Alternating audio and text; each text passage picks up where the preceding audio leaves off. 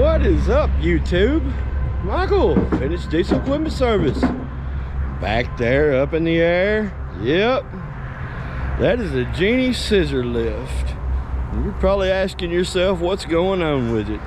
But before I tell you, maybe you should reach down there and click that like button. Possibly the share. And who knows, that subscribe button would be pretty great too.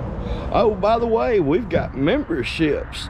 It's $1 a month if you'd like to support this channel. Maybe if it's helped you, maybe you'll do just that. That said, I'll give you a video soon and kind of walk you through what all the perks are in that dude. Like, usually my videos go live on Friday, but you'd get them as soon as they loaded. Plus any other member videos that I happen to start making, plus emojis and stickers and all of that good stuff. So if you'd be interested, maybe you think about hitting that join button. But folks, we got us a Genie Gs 2632, and as you can see, it's way up in the air. And you can see a mess on the ground. Yep, I hate that. You also see the cylinder to a hydraulic. You see the piston, the hydraulic cylinder sticking out. Yep, that's what's going on with it, is it had a leak. I didn't want to have to show you the whole drawn out, tired process, all of this. Not to mention, I had to figure some of it out as it went.